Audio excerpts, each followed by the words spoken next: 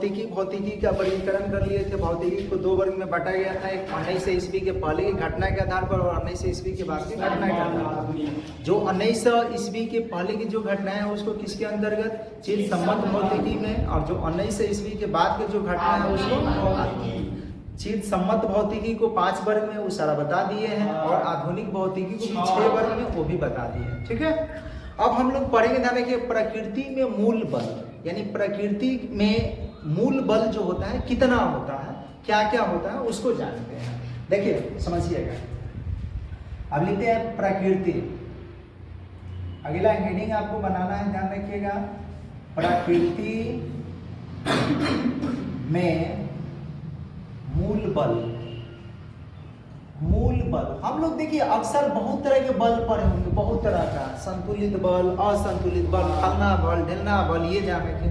लेकिन मुख्य रूप से प्रकृति में 4 ही तरह के बल होता है। कितना तरह के, 4 तरह के बल होता है। देखिए कौन कौन से 4 तरह के बल होगा। अब पहला ध्यान रखिएगा गुरुत्वाकर्षण बल, और ये आप लोग 9th क्लास में पढ़े होंगे गुरुत्वाकर्षण बल के बारे में, ग्रेविटेशनल फोर्स, इसको इंग्लिश में बोलेंगे, इंग्लिश में ग्रेविटेशनल फोर्स। ये TA है, TATIONAL, ग्रेविटेशनल फोर्स। तो देखिए गुरुत्वाकर्षण बल के बारे में हम लोग पढ़े हैं 9th क्लास में। 9th क्लास में गुरुत्वाकर्षण बल के बारे में बताइए क्या पढ़े कि गुरुत्वाकर्षण 2 तरह के होगा। एक गुरुत्व बल होता है, देखिए कौन बल, गुरुत्व बल। गुरुत्व बल और गुरुत्वाकर्षण बल दोनों अलग अलग चीज है। गुरुत्व बल के मतलब किसके कारण लगता है, तो पृथ्वी और किसी वस्तु के बीच जो लगता है बल ना, उसको बोलेंगे क्या, गुरुत्व बल। लेकिन ब्रह्मांड में किसी भी 2 पिंडों के बीच जो लगने वाला बल होता है उसको हम लोग क्या बोलेंगे, गुरुत्वाकर्षण। तो गुरुत्वाकर्षण बल क्या बोलेंगे कि ब्रह्मांड में स्थित किन्हीं 2 पिंडों के बीच लगने वाले आकर्षण बल को क्या बोलते हैं, गुरुत्वाकर्षण बल। तो कौन कौन से फोर्स हो गए, एक तो बोलेंगे गुरुत्वाकर्षण बल, कौन सा बल, एक एक करके लिखते चल रहे हैं, ठीक है, एक का चारों नहीं लिख रहे हैं। तो गुरुत्वाकर्षण प्रकृति में मूल रूप से कितना तरह के बल अभी बताएंगे, 4 तरह के बल होता है। पहला गुरुत्वाकर्षण बल हो गया, गुरुत्वाकर्षण बल के बारे में हम लोग पढ़ रहे हैं। तो गुरुत्वाकर्षण बल का डिफिनीशन कैसे देंगे कि प्रकृति, ये धन के ब्रह्मांड में स्थित किन्हीं 2 पिंडों के बीच लगने वाले बल को हम लोग क्या बोलते हैं, गुरुत्वाकर्षण। और ये हमेशा आकर्षण का बल होता है। आकर्षण के मतलब एट्रैक्टिव वाला बल होता है, खिंचाव वाला। विकर्षण का बल नहीं होता है। 2 तरह के बल लगता है, एक आकर्षण का, एक विकर्षण का। तो ये वाला जो बल है ना, ये हमेशा कौन सा बल, आकर्षण का बल होता है, विकर्षण का बल नहीं होता है। तो कहिएगा ब्रह्मांड में स्थित किसके बीच, किसी भी 2 पिंड, जैसा हम लोग भी पिंड हैं, तो हम आपको खींच रहे हैं, आप हमको खींच रहे हैं, तो कहिए फिर खिंचा क्या नहीं रहे हैं, हम तो बैठे हैं, आप यहाँ पर खड़े हैं। तो होता क्या है कि ध्यान रखिएगा कि ये प्रकृति के सबसे कमजोर बल होता है। क्या होता है, सबसे कमजोर बल। और ये इसका प्रभाव तभी हम लोग महसूस कर सकते हैं जब 2 पिंडों में एक पिंड बहुत बड़ा होगा। जैसे अगर हम पृथ्वी के सापेक्ष अगर किसी वस्तु को ले रहे हैं, तो बोलिए कि पृथ्वी उस वस्तु को अपनी ओर खींचती है कि नहीं खींचती, खींचती है, तभी तो कोई वस्तु नीचे गिरता है। अब सूर्य और पृथ्वी के बीच देखा जाए तो उसके बीच भी गुरुत्वाकर्षण बल काम करता है। गुरुत्वाकर्षण बल के कारण आप लोग 9th क्लास में पढ़ेंगे, बहुत सारी घटनाएं घटता है। जैसे समुद्र में ज्वार भाटा आता है, गुरुत्वाकर्षण बल के कारण ही आता है। ध्यान रखिए, ज्वार भाटा से लहर चलता है वो, तो इसी के कारण होता है। और सारे बहुत सारी घटनाएं होता है। तो गुरुत्वाकर्षण बल का डिफिनीशन क्या बोलेंगे कि ये ध्यान रखिए, ब्रह्मांड में स्थित किन्हीं 2 पिंडों के बीच लगने वाले आकर्षण बल को क्या कहेंगे, गुरुत्वाकर्षण बल। गुरुत्वाकर्षण बल से संबंधित न्यूटन ने एक नियम दिया जिसको बोलते हैं गुरुत्वाकर्षण के सर्वात्रिक नियम। इसको भी हम लोग पढ़ेंगे, हालांकि एक पाठ ही है, गुरुत्वाकर्षण पाठ पढ़ना है उसमें अलग से, लेकिन थोड़ा बहुत इसमें चर्चा हम लोग कर लेंगे। तो चलिए लिखिए गुरुत्वाकर्षण बल। नहीं बोले हैं क्या ये, तो लिखिए ना, तो बोले तो हैं। प्रकृति में मूल बल लिख लिए ना, हाइफन दीजिए और लिखिए, लिखिए प्रकृति में, प्रकृति में, प्रकृति में मूल रूप से 4 बल होते हैं। प्रकृति में मूल रूप से 4 बल होते हैं। प्रकृति में मूल रूप से कितना बल, 4 बल। हो गया। पहला ये लिखेंगे गुरुत्वाकर्षण बल, गुरुत्वाकर्षण बल, गुरुत्वाकर्षण बल।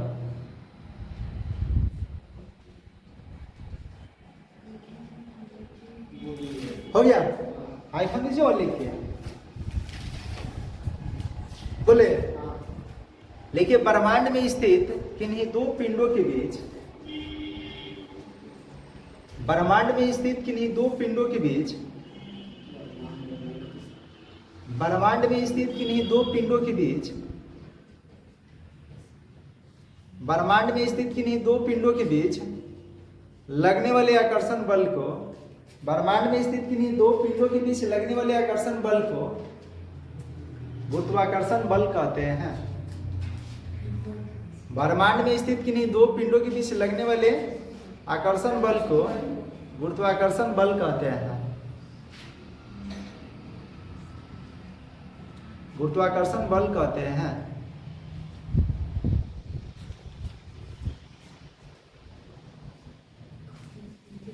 हो गया, गुरुत्वाकर्षण बल यानी कि ये प्रकृति के सबसे कमजोर बल है, प्रकृति के सबसे क्या है कमजोर बल। एक विद्युत चुंबकीय बल होता है, ध्यान रखिए, विद्युत चुंबकीय बल, बल देखिए कौन होता है, गुरुत्वाकर्षण बल, विद्युत चुंबकीय बल, और उसके बाद प्रबल नाभिकीय बल और दुर्बल नाभिकीय बल।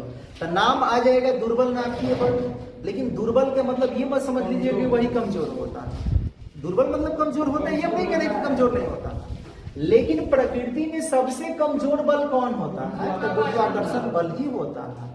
ठीक है, दुर्बल नाभिकीय बल इससे कमजोर नहीं होता। ठीक है, उसका स्थान ध्यान रखिएगा, दूसरे कमजोर में दूसरा स्थान है। ठीक है, तीसरा स्थान पर विद्युत चुंबकीय बल और पहला स्थान पर प्रबल नाभिकीय बल होता है। तो ये हो गया गुरुत्वाकर्षण बल। तब उसी में लिख लेना है, लिखिए यह प्रकृति में सबसे कमजोर बल है, पढ़ाई चल के लिखिएगा, यह प्रकृति में सबसे कमजोर बल है, यह प्रकृति में सबसे कमजोर बल है, यह प्रकृति में सबसे कमजोर, कमजोर ऑप्शन न देगा, परीक्षा में पूछेगा तो ऑब्जेक्टिव में कहेगा प्रकृति में सबसे क्षीण बल कौन सा है, क्षीण का मतलब कमजोर, या सबसे दुर्बल बल कौन सा है, तो आपको ये लगाना है गुरुत्वाकर्षण। ठीक है, अब लिखेंगे, ध्यान रखिएगा अगला हेडिंग कि गुरुत्वाकर्षण बल से संबंधित न्यूटन का नियम। लिखिए गुरुत्वाकर्षण बल से संबंधित न्यूटन का नियम, गुरुत्वाकर्षण बल से संबंधित न्यूटन का नियम।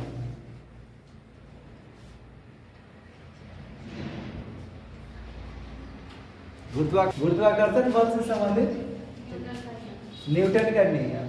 तो गुरुत्वाकर्षण बल से संबंधित लिखिए, आईफोन दीजिए और लिखिए, बोलिए अभी क्या पढ़े गुरुत्वाकर्षण बल में कि किसी दो पिंडों के बीच लगने वाले बल होता है। ये गुरुत्वाकर्षण बल क्या होता है, किसी भी दो पिंडों के बीच लगने वाले बल को, जैसे ये बोर्ड है ना, हम यहाँ है ना, तो हमको बोर्ड आकर्षित कर रहा है, हम भी बोर्ड को आकर्षित कर रहे हैं, लेकिन ये कमजोर बल होने की वजह से क्या हो रहा है, ये इसके प्रभाव को हम लोग महसूस नहीं कर सकते। ये बेंच है, बेंच भी हमको आकर्षित कर रहा है, हम भी बेंच को आकर्षित कर रहे हैं, दीवार भी हमको आकर्षित कर रहा है, दीवार को हम भी आकर्षित कर रहे हैं। ठीक है, फिर तो दिख के क्यों नहीं रहा। तो अभी बोले कि कमजोर बल है, इसके प्रभाव महसूस तभी होगा जब एक वस्तु की तुलना में दूसरा वस्तु क्या होगा, बहुत बड़ा होगा, या दोनों वस्तु बहुत बड़ा होगा, तभी इसके प्रभाव को देखा जा सकता है। तो गुरुत्वाकर्षण बल से संबंधित न्यूटन के नियम क्या है कि किन्हीं दो पिंडों के बीच, बबुआ रे, अरे बबुआ है ना, समझा, किन्हीं दो पिंडों के बीच, साइंस है खींचिए रहा भाई, खींचा था, उसके प्रभाव नहीं महसूस हो रहा है, कारक है कमजोर बल। ठीक है, दीवार में देखा है, ये मान लेते हैं कि दो पिंड हैं, एक पिंड यहाँ पे ए है और एक पिंड क्या है, ये पिंड बी है, इसका द्रव्यमान m1 है और इसका द्रव्यमान क्या है। अब ये दोनों एक दूसरे को आकर्षित करेगा, बोलिए, तो इसके बीच लगने वाला गुरुत्वाकर्षण बल को हम लोग क्या मान लेते हैं, F मान लेते हैं। बोलिए, मान लिए। अच्छा, ये कुछ ना कुछ दूरी पर होगा ना जी, तो दूरी को हम लोग क्या मान लेते हैं, तो दूरी मान लेते हैं कि r दूरी पर अलग है। किसी को परेशानी है तो अभी बता दीजिए। मान लिए कि A और B दो पिंड हैं, या न भी लिखे A और B न भी लिखेंगे तो ऐसे लिख सकते हैं कि माना कि M1 और M2 द्रव्यमान के दो पिंड दिख रहे हैं, M1 और M2 द्रव्यमान के दो पिंड एक दूसरे से r दूरी पर स्थित है, जिसके बीच लगने वाला आकर्षण बल क्या है? F है। तो न्यूटन ने बताया था कि किन्हीं दो पिंडों के बीच लगने वाला आकर्षण का बल जो होता है ना, उन दोनों पिंडों के द्रव्यमान के गुणनफल के समानुपाती, लेकिन उसके बीच के दूरी के बढ़ के व्युत्क्रमानुपाती होता है। इसका अर्थ क्या कि जैसे जैसे द्रव्यमान बढ़ेगा वैसे वैसे इसके बीच लगने वाला गुरुत्वाकर्षण बल का मान भी क्या होगा? बढ़ेगा। जैसे दो पिंड है, एक पिंड 5 kg का है और एक पिंड 10 kg का है। यहाँ पे जो बल लग रहा है वही ध्यान रखिएगा, एक और है यहाँ पे है, एक ध्यान रखिएगा कितना ले रहे हैं, ये 15 kg का पिंड ले लेते हैं और यहाँ 50 kg का पिंड ले लेते हैं। बोले कि इसके अपेक्षा यहाँ पे पिंड का द्रव्यमान ज्यादा है कि नहीं? हाँ। तो ये इसके अपेक्षा इसमें ज्यादा गुरुत्वाकर्षण बल लगेगा, और भी बड़ा होगा तो और ज्यादा भी बल लगेगा। लेकिन ध्यान रखिएगा दूरी पर भी डिपेंड है, ये दूरी कितना डिस्टेंस पर, अगर दोनों सेम डिस्टेंस पे होगा तो इसके बीच लगने वाला गुरुत्वाकर्षण बल इसके अपेक्षा क्या होगा? ज्यादा। जैसे ये 2 मीटर की दूरी पर है और ये भी 2 मीटर की दूरी पर है, तब हम ये कह सकते हैं कि इसके बीच लगने वाला गुरुत्वाकर्षण बल जो है इसके अपेक्षा क्या है? ज्यादा। ऐसे नहीं कि ये 2 मीटर पे है और ये 20 मीटर पे है, अब हम कह देंगे कि इसके बीच लगने वाला बल ज्यादा है, ये नहीं कह सकते हैं। निकालना पड़ेगा उस परिस्थिति में, क्योंकि दूरी जैसे जैसे बढ़ेगा वैसे वैसे गुरुत्वाकर्षण बल का मान भी क्या होगा? घटेगा। जैसे चुंबक से ही समझिए ना, एक चुंबक यहाँ पे मान लिए और एक लोहा मान लिए। देखिए कि लोहा को जैसे जैसे चुंबक के पास लाते हैं बल लगने वाला बल बढ़ता है, जैसे जैसे दूर ले जाते हैं बल का मान क्या होता है? घटता है। किन्हीं दो पिंडों के बीच लगने वाला ये गुरुत्वाकर्षण बल होता है ना, ये अनंत दूरी तक कार्य करता है। अनंत दूरी तक आप नजदीक लाइए तब वो काम करेगा, जैसे जैसे दूर ले जाइएगा तब वो काम करेगा, लेकिन कमजोर होता जाएगा। अनंत दूरी तक ये इसका प्रभाव रहता है, लेकिन बहुत कम, नगण्य, नहीं के बराबर। ध्यान रखिएगा। तो न्यूटन बेचारे यही बताए थे कि इन दो पिंडों के बीच लगने वाला गुरुत्वाकर्षण का बल जो है, यानी आकर्षण का बल जो है, उन दोनों पिंडों के द्रव्यमान के गुणनफल के समानुपाती, लेकिन उसके बीच के दूरी के बढ़ के क्या होता है? व्युत्क्रमानुपाती। तो इस बात को लिख लीजिए, बोल देते हैं, बोले लिखिए किन्हीं दो पिंडों के बीच लगने वाला, किन्हीं दो पिंडों के बीच लगने वाला आकर्षण का बल, किन्हीं दो पिंडों के बीच लगने वाला आकर्षण का बल, किन्हीं दो पिंडों के बीच लगने वाला आकर्षण का बल, आकर्षण का बल, आकर्षण का बल हो गया। उन दोनों पिंडों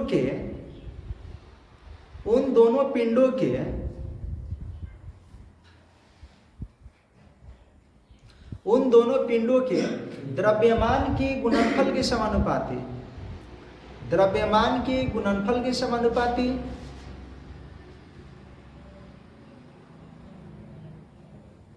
गुणनफल के समानुपाती,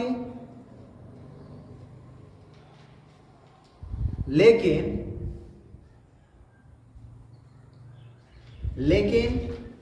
उसके बीच के दूरी के वर्ग के व्युत्क्रमानुपाती होता है, लेकिन उसके बीच के दूरी के वर्ग के व्युत्क्रमानुपाती होता है, बीच के दूरी के वर्ग के व्युत्क्रमानुपाती होता है, वर्ग के व्युत्क्रमानुपाती होता है, व्युत्क्रमानुपाती होता है। हो गया? यहां समझते हैं, ये देखिएगा, मान लेते हैं। अच्छा, इस नियम को क्या बोलेंगे? गुरुत्वाकर्षण के सर्वात्रिक नियम। तो कहीं आप ये ना कह दे कि गुरुत्वाकर्षण के सर्वात्रिक नियम लिखे, तो ये भी ध्यान रखिए यही है। तो पैरेचिह्न के लिख लीजिएगा। देखिए, इस नियम को गुरुत्वाकर्षण का सर्वात्रिक नियम कहते हैं। इस नियम को गुरुत्वाकर्षण के सर्वात्रिक नियम कहते हैं। गुरुत्वाकर्षण का सर्वात्रिक नियम कहते हैं। सर्वात्रिक ना, सर्वात्रिक मत लिखना, देखा है ना बोर्ड पर, सर्वात्रिक नियम कहते हैं। हो गया? नियम कहते हैं। तो देखते हैं, यहाँ लिख रहे हैं माना कि थोड़ा सा ये पंचों रुक रहा है, बस कॉपरेट करना है।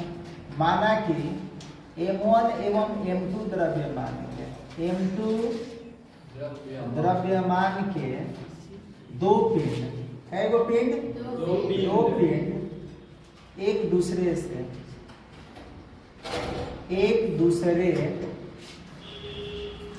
बुझा देना, इसलिए मतलब एक दूसरे से r दूरी पर क्या है, अलग जिसके बीच लगने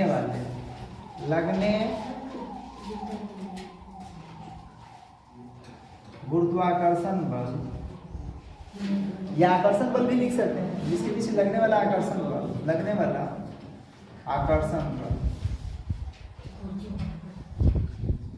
बल क्या है, भैया लोग अभी बताएंगे हम ना कि जो यही एफ है ना, इन दोनों पिंडों के द्रव्यमान के गुणनफल के समानुपाती। यहाँ पे क्या लिखेंगे, एफ जो होगा समानुपाती होगा M1 और क्या M2, यही ना बोलेंगे जी। तो लिख सकते हैं गुरुत्वाकर्षण के सर्वाधिक नियम से, तो गुरुत्वाकर्षण के यहाँ पे लिख देते हैं गुरुत्वाकर्षण के सर्वाधिक नियम से हम लोग अभी पढ़ चुके हैं कि एफ समानुपाती होगा M1 और कितना है M2, यही ना। इसको समीकरण क्या मान लेते हैं, तथा एफ जो होगा, इसको व्युत्क्रमानुपाती समानुपाती दोनों पढ़ेंगे, लेकिन यहाँ राशि का अंतर होगा। इसको ऐसे बटा में आ जाए 1/समथिंग तो उसको व्युत्क्रमानुपाती बोलेंगे, और बिना बटा में आए तो उसको क्या बोलेंगे, समानुपाती। नीचे वाले को बोलना होगा तो उस परिस्थिति में व्युत्क्रमानुपाती कहेंगे, और अंश को बोलना होगा तो समानुपाती कहेंगे। जैसे हम मान लिए कि लिख दिए कि एफ ये ध्यान रखिए इस तरह से है x/y, तो हम दो तरह से बोल सकते हैं कि एफ समानुपाती है y के, और ये बोल सकते हैं कि एफ व्युत्क्रमानुपाती है y। चिन्ह तो वही है, खाली बोलने का अंतर। नीचे वाले को बोलना होगा तो व्युत्क्रमानुपाती कहकर, और ऊपर वाले को बोलना होगा तो समानुपाती कहकर। समझ रहे हैं ना, ये ना कि दोनों के लिए अलग अलग चिन्ह मत ढूंढने लगिएगा।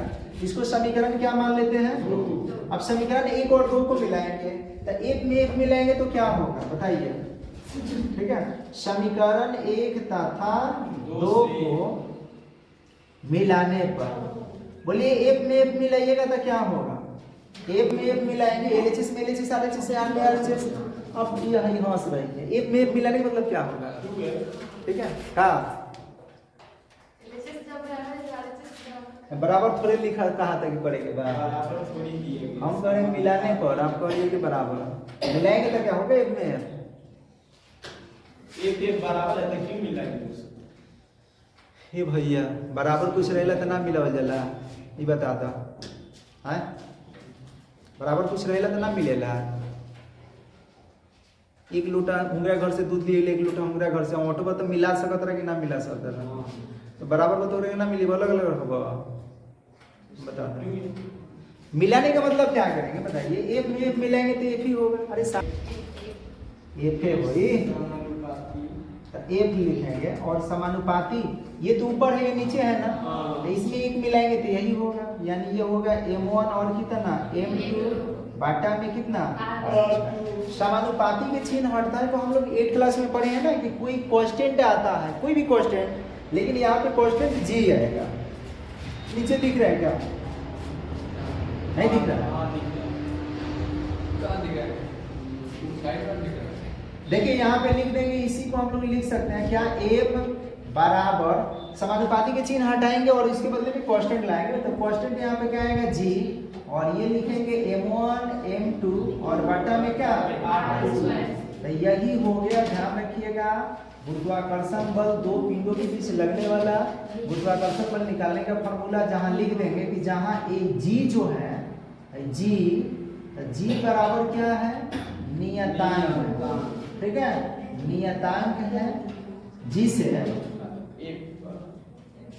जिसे गुरुत्वाकर्षण का सर्वाधिक नियतांक कहते हैं। क्या कहते हैं, गुरुत्वाकर्षण का सार्वत्रिक नियतांक, सार्वत्रिक बोलिए क्या बोलेंगे, नियतांक बोलेंगे, नियतांक कहते हैं। समझ रहे हैं ना? सार्वत्रिक इसलिए बोला जाता है कि ये सबके लिए बराबर होता है। किसी भी स्थान पूरे ब्रह्मांड के लिए, चाहे चंद्रमा पर लीजिए, चाहे सूर्य पर लीजिए, चाहे पृथ्वी पर लीजिए, चाहे लंदन लीजिए, चाहे अमेरिका लीजिए, चाहे बिहार में लीजिए, चाहे साइफन पर लीजिए, कहीं लीजिए, सबके लिए क्या होगा, बराबर।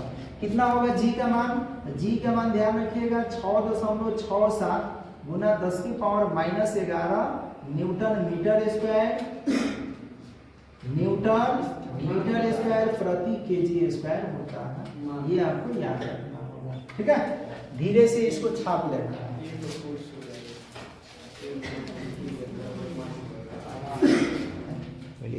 इसको मिटा दें, फिर से बार कर रहे हैं। इस फार्मूले के उपयोग से क्या कर सकते हैं, किसी भी दो पिंडों के बीच लगने वाले बल की माप निकाल सकते हैं कि कितना बल लग रहा है। जैसे आप लोग भी अपना निकाल सकते हैं। जैसे मेरा द्रव्यमान मान लीजिए 50 किलो है, आपका 40 किलो, तो और हम लोग एक दूसरे से 20 सेंटीमीटर की दूरी पर हैं।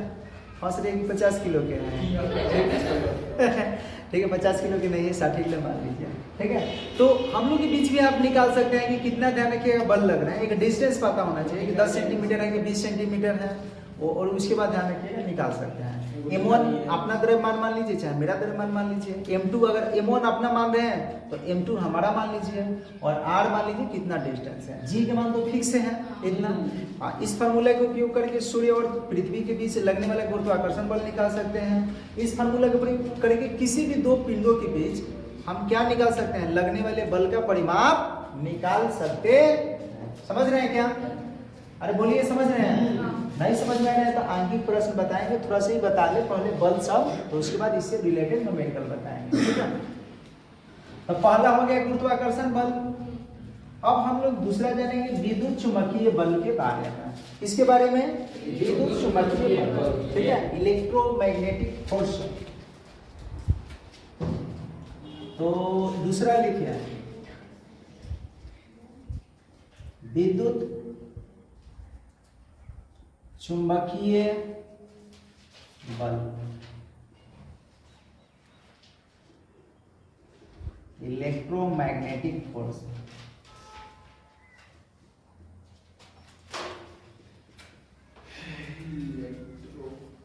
Electromagnetic force.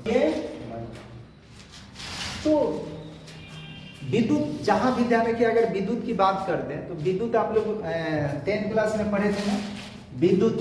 विद्युत धारा का मतलब क्या होता है? अगर हम कहें कि किसी परिपथ से या किसी चालक से विद्युत धारा प्रवाहित हो रहा है, तब विद्युत धारा प्रवाह के मतलब किसका प्रवाह होता है? आप लोग पढ़ चुके हैं, किसका प्रवाह? आवेश का प्रवाह। और आवेश का प्रवाह का मतलब इलेक्ट्रॉन का प्रवाह। किसका प्रवाह? इलेक्ट्रॉन का प्रवाह।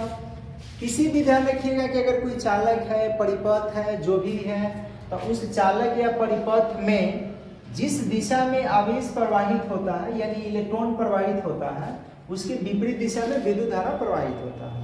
हम लोग ये भी जान चुके हैं कि आवेश का प्रवाह हमेशा परिपथ में धन ध्रुव से ऋण ध्रुव की ओर होता है। पढ़े थे ना जी? धन सिरा से ऋण सिरा की ओर। तब विद्युत धारा का प्रवाह किधर से किधर होगा? तो ऋण से धन की ओर। जैसे हम लोग ये परिपथ बना रहे थे, याद है? यहाँ प्लस, ये 12 वाले को प्लस बोलेंगे, छोटे वाले को माइनस।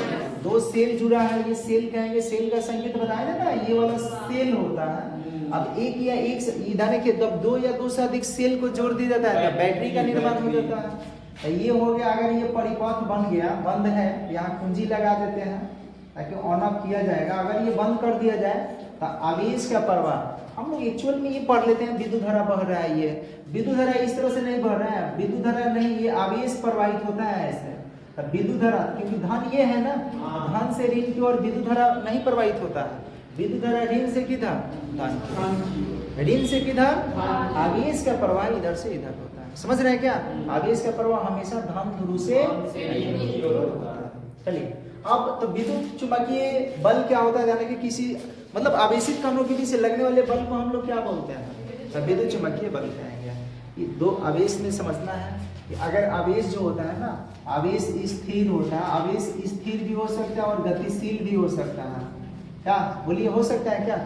कोई आवेश अगर स्थिर है तो सिर्फ विद्युतीय क्षेत्र उत्पन्न करेगा, अगर वो गतिशील हो गया तो विद्युतीय क्षेत्र के साथ साथ कौन सा चुंबकीय क्षेत्र भी उत्पन्न करता है। ये ऑब्जेक्टिव में पूछता है कि स्थिर आवेश निम्नलिखित में कौन सा क्षेत्र उत्पन्न करता है। तो जहां स्थिर आवेश की बात करते हैं तो स्थिर आवेश कौन सा क्षेत्र उत्पन्न करेगा, तो विद्युतीय क्षेत्र, और गतिशील आवेश विद्युतीय क्षेत्र और प्लस चुंबकीय क्षेत्र दोनों करेगा।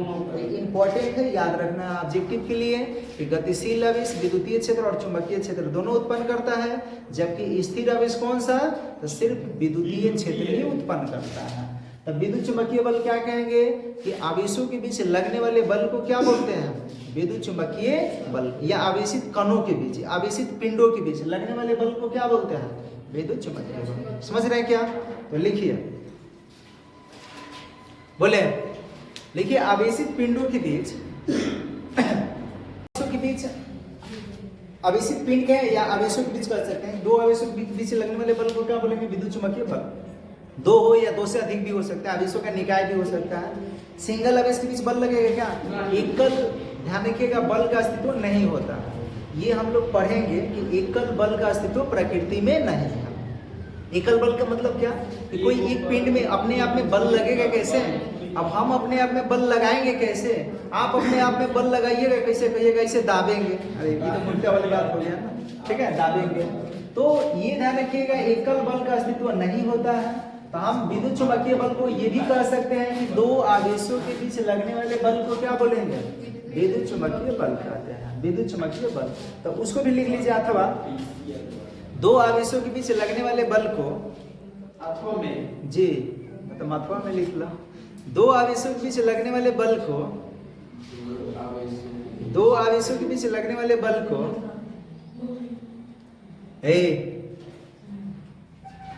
व्हाट इज हलाकुला, इंग्लिश बड़ी तेज बोलते हैं। दो आवेशों के बीच लगने वाले बल को क्या बोलते हैं, विद्युत चुंबकीय बल कहते हैं। अरे तेरी के जड़ आएंगे ना तो फेंक देंगे खिड़किया के बाहर, ठीक है, अथोता नाटी कह के झूठो के अपन बेइज्जती करें। चलिए यहाँ पे रहने के विद्युत चुंबकीय बल कहते हैं। अब दो आवेशों के पीछे लगने वाला जो बल है ना, इससे संबंधित कूलाम ने एक नियम दिया था बेचारा। कौन, कूलाम के नाम सुने हैं, आवेश का मात्रा कूलाम होता है, पढ़े हैं ना। तो दो आवेशों के पीछे लगने वाला बल से संबंधित कूलाम के एक नियम है, तो कौन सा नियम, तो ई बेचारा जैसा न्यूटनवा नियमो है में दिले बना, ऐसा ही इहो बेचारा दे दिया। इहो बोला कि दो आवेशों के बीच लगने वाला आकर्षण या विकर्षण का बल, ये दोनों होता है, आकर्षण का बल भी होगा और विकर्षण का बल। कब आकर्षण का बल होगा, कब विकर्षण का बल, तो जब दो सजातीय आवेश मिल जाएगा, प्लस प्लस या माइनस माइनस, तो उस परिस्थिति में विकर्षण का बल लगेगा। विकर्षण का मतलब पीछे की ओर ढकेलेगा। चुंबक सटाए हैं ना आप लोग, देखिएगा चुंबक में कब क्या होता है, पीछे की ओर धक्का लगता है। ताकि क्यों लगता है, उसमें क्या प्लस माइनस होता है क्या, नहीं प्लस माइनस नहीं, उसमें ध्रुव होता है। एक ध्यान रखिएगा, एक उत्तरी ध्रुव एक दक्षिणी ध्रुव होता है। तो जब उसमें ध्रुव मिल जाता है, हम लोग पढ़े थे इसको भी विद्युत चुंबकीय वाले पार्ट में, तो जब ध्रुव नॉर्थ नॉर्थ मिल जाएगा तो पीछे की ओर ढकेलेगा, साउथ साउथ मिल जाएगा तब वो पीछे की ओर ढकेलेगा, लेकिन नॉर्थ साउथ मिलेगा उसको आकर्षण करता है। तो इसी तरह अगर सजातीय आवेश होगा तो उसमें आकर्षण के विकर्षण, तो इसमें होगा विकर्षण का बल। कौन सा बल, विकर्षण का बल होगा। मार्कर यार गजब हो गया, ठीक है। इसमें होगा विकर्षण का बल। विकर्षण का मतलब पीछे की ओर क्या करेगा, ढकना, ढकला ढकली। अगर प्लस के साथ माइनस लाइए, चाहे माइनस के साथ प्लस लाइए, तो इसमें क्या होगा, आकर्षण का बल होगा। समझ पा रहे हैं ना। तो दो आवेशों के बीच लगने वाला बल से संबंधित कूलाम के एक नियम है। ये बेचारे ने ये बताए थे, कूलाम महोदय की बात कर रहे हैं, इन्होंने ये बोले थे कि दो आवेशों के बीच लगने वाला आकर्षण या विकर्षण का बल जो होता है, उन आवेशों के परिमाण के गुणनफल के समानुपाती, लेकिन उसके बीच के दूरी के वर्ग के व्युत्क्रमानुपाती। तो बोलिए न्यूटन के नियम से अलग है, एकदम वही है। कहाँ अलग, कौन सी अलग है, कहाँ थोड़ा सा अलग है। ये आवेश का अलग, वस्तु को पिंड का अलग क्या है। इसमें आकर्षण विकर्षण दोनों होता है। ये आकर्षण विकर्षण बोला है, वो खाली आकर्षण बोला है, और क्या, इसमें भी दूरी के व्युत्क्रमानुपाती, उसमें भी दूरी के। तो लिखिए बोल रहे हैं लिखिए दो आवेशों के बीच लगने वाले बल से संबंधित कूलाम के नियम। दो आवेशों के बीच लगने वाले बल से संबंधित कूलाम के नियम।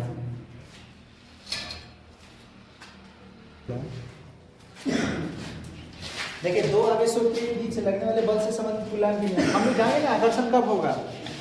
आकर्षण कब होगा? जब विजातीय आवेश होगा। प्लस माइनस या माइनस प्लस होगा। आकर्षण कब होगा? जब विजातीय आवेश होगा तब। आकर्षण है ना, पूछने फिर आकर्षण कब होगा? जब प्लस माइनस या माइनस प्लस रहेगा। तो विकर्षण कब होगा? जब प्लस प्लस या प्लस माइनस माइनस रहेगा। सजातीय आवेश के बीच विकर्षण और विजातीय आवेश के बीच आकर्षण। तो क्या बोले हैं कि दो आवेशों के बीच लगने वाला बल से संबंधित कूलाम के नियम। तो लिखिए, हाइफन दीजिए और लिखिए। देखिए दो आवेशों के बीच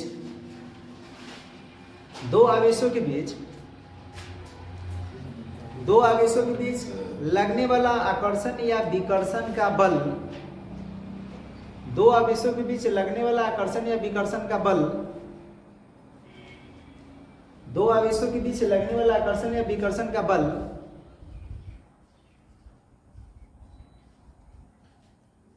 लगने वाला आकर्षण या विकर्षण का बल उन दोनों आवेशों के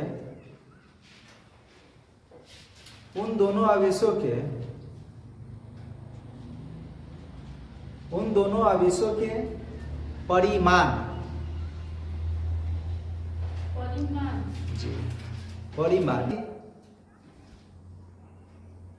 के गुणनफल के समानुपाती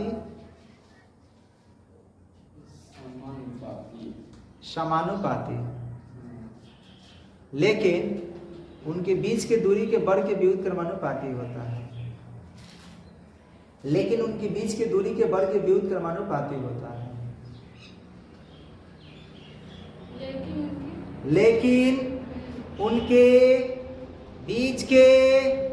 दूरी के व्युत्क्रमानुपाती होता है। अच्छा, दूरी के वर्ग के व्युत्क्रमानुपाती। सॉरी दूरी के वर्ग के क्या होता है? व्युत्क्रमानुपाती। आइए, नहीं वहीं पे बैठे रहिए, यहाँ देखिए। हम कह रहे हैं, हम नहीं कह रहे हैं, गुलाम ने बोला था, ठीक है, हम तो ऐसा ही कह रहे हैं। यहाँ पे एक आवेश है। अब कौन सा आवेश होगा मुझे नहीं मालूम है। ये मान लेते हैं Q1 है, चाहे प्लस हो या माइनस हो, कुछ भी हो सकता है, इतना ध्यान रखिएगा। एक और आवेश हो, यहाँ पे Q2 है। कौन सा आवेश है? Q2। अब ये कौन सा आवेश है? प्लस है कि माइनस, ये भी नहीं बता रहे हैं, हम लिख नहीं रहे कंफर्म।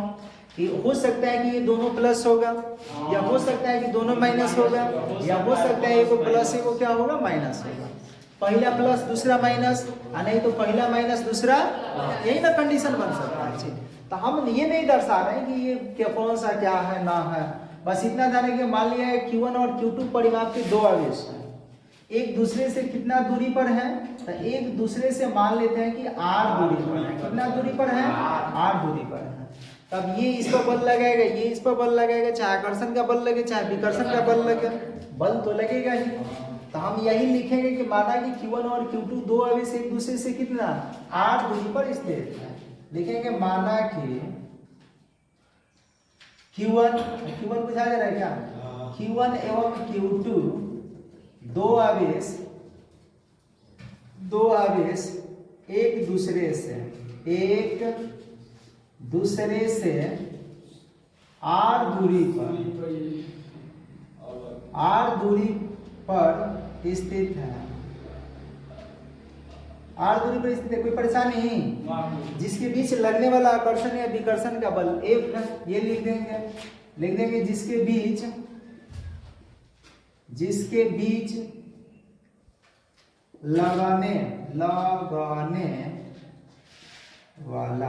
लगने वाले आकर्षण या विकर्षण और विकर्षण का बल F है। कोई परेशानी? तो हम इस नियम से लिख सकते हैं, थोड़ा सा सब्र करके अहने देखना। लिखेंगे इस नियम से क्या लिख सकते हैं कि F जो है ना, ये समानुपाती है किसके? Q1 into Q2, ठीक है, इसको समीकरण क्या मान लें, तथा ध्यान रखिएगा कि एफ जो होगा, इधर पर क्यों नहीं लिखे बोलिए, इधर पर लिखते तो ऑटो हटता। यहाँ पर लिखेंगे एफ जो होगा समानुपाती होगा Q1 और कितना के Q2 के, तथा एफ जो होगा ध्यान रखिएगा व्युत्क्रमानुपाती होगा 1 कितना R। इसको समीकरण 1 और इसको समीकरण क्या, जैसे इसमें मिलाए थे ना, इसमें भी मिला देते हैं। लिख रहे हैं समीकरण 1 तथा 2 को क्या करने पर, मिलाने पर। तब मिलाएंगे तो एक में एक मिलेगा तो क्या होगा, एक समानुपाती, यहाँ पे होगा Q1 Q2 और बटा में कितना दिख रहा है क्या। अब यहाँ से क्या करेंगे, अभी तो पढ़ लिए ना समानुपाती के चिन्ह हटता है तो कोई कांस्टेंट आता है, तो यहाँ पे हम लोग लिख सकते हैं, इसको ध्यान रखिएगा, क्या लिख सकते हैं, तो लिख सकते हैं कि F बराबर K इंटू Q1 Q2 और बटा में क्या लिख देंगे कि जहाँ K एक क्या है, K बराबर नियतांक है, क्या है नियतांक, यानी कांस्टेंट टर्म है, ये कांस्टेंट पद है। अच्छा एसआई पद्धति में याद रखिएगा, एसआई पद्धति में K का मान जो होता है ना, ये 1/4 पाई, इसको एप्सिलॉन बोलेंगे, एप्सिलॉन 0 होता है, ठीक है। क्या इसको बोलेंगे, 1/4 पाई एप्सिलॉन 0। K को हटाएंगे और इसके बदले में लिख देंगे कितना, F बराबर 1/4 पाई एप्सिलॉन 0 और यहाँ होगा Q1 और क्या Q2 और बटा में कितना R। यही दो और इसके बीच से लगने वाला बल निकालने के लिए फार्मूला होता है, लिखेंगे एप्सिलॉन, घबराइए मत। अच्छा ये 1/4 पाई एप्सिलॉन 0 का जो मान होता है ना, याद रखिएगा 9 × 10⁹ न्यूटन मीटर स्क्वायर प्रति कूलम स्क्वायर होता है, इसको भी याद रखना होगा। जहां लिख देते हैं कि जहां इसका मान कितना होता है 9 × 10⁹ न्यूटन मीटर स्क्वायर प्रति कूलम स्क्वायर। अच्छा खाली एप्सिलॉन 0 का पूछ सकता है, एप्सिलॉन 0 तो 8.85 × 10⁻⁻12 कूलम स्क्वायर प्रति न्यूटन मीटर स्क्वायर। तो धीरे से इसको भी आपको लिख लेना, ठीक है। तो इसको पहले लिख लीजिए,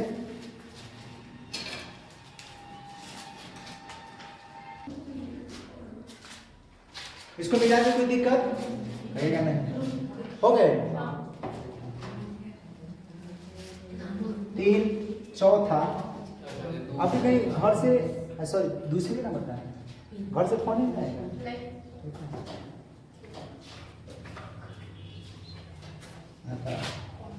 मम्मी की तबीयत खराब हो चुकी है, हाँ हो बस छोड़ देते, अब इसमें नहीं कुछ करना है, खाली परिभाषा तो वो लिख लेना है बस हो जाएगा।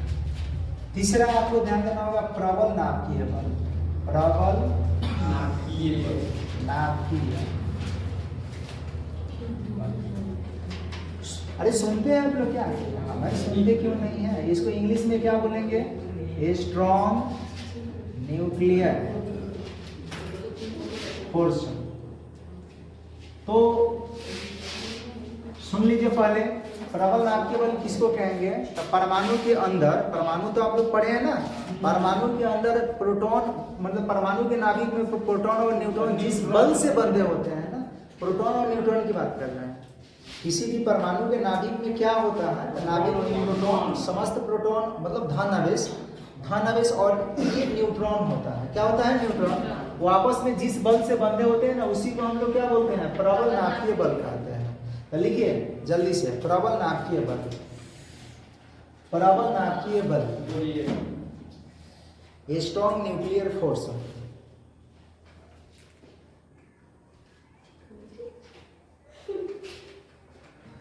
बोले देखिए, किसी परमाणु के नाभिक के अंदर, किसी परमाणु के नाभिक के अंदर प्रोटॉन और न्यूट्रॉन, किसी परमाणु के नाभिक के अंदर प्रोटॉन और न्यूट्रॉन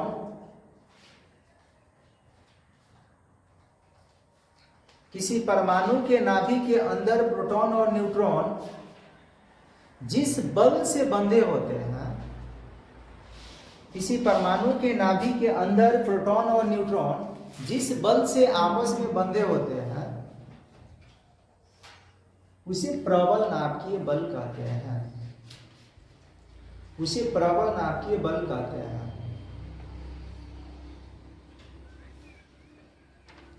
उसे प्रबल नाभिकीय बल कहते हैं। हो गया? याद रखिएगा, यह प्रकृति में सबसे प्रबल बल है। यह प्रकृति में सबसे प्रबल कारण भी है। अरे भाई, ये तो नाभि के अंदर परमाणु तो हती चुकी, उसका नाभि और भी हती चुकी, इतना हती चुकी कि उसका तो परमाणु के नाभि का आकार 10 के पावर -15 मीटर होता है। इतना मीटर, अब बता दीजिए कितना कम होगा, तो उसके बीच बल लगेगा तो काहे नहीं प्रबल होगा। तो ये ध्यान रखिएगा, ये होता है। तो लिखिए, यह प्रकृति में या यह प्रकृति के सबसे प्रबल बल है। यह प्रकृति के सबसे प्रबल बल है। यह प्रकृति के सबसे प्रबल बल है।